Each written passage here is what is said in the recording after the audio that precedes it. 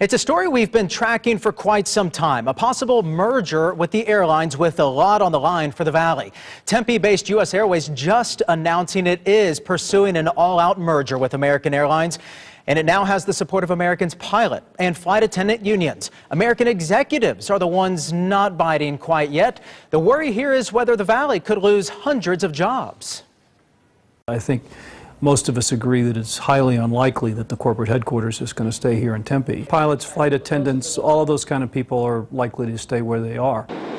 According to an internal email at U.S. Airways, the merger would save American Airlines thousands of jobs.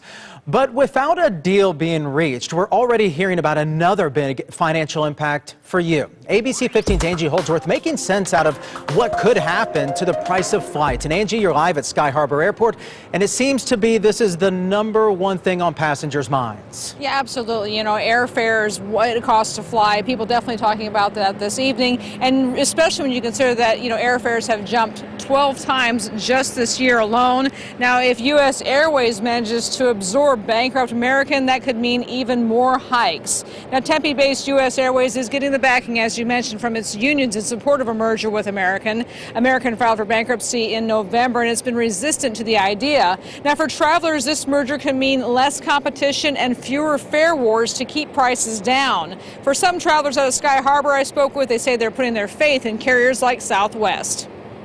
As long as you've got someone like Southwest flying into terminals like this to compete against those legacy airlines, it should help. You combine mergers with higher fuel costs, and consumers are going to see higher ticket prices. The real key is the smaller cities. Typically, they take the brunt of airfare hikes.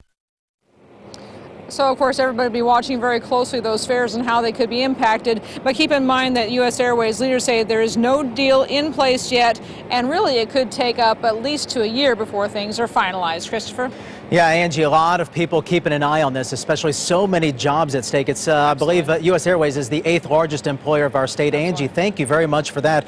And as Angie mentioned, she touched on right there, remember, American Airlines is going through bankruptcy reorganization, and it doesn't have to propose a plan until September, so we could be months away from any strong moves.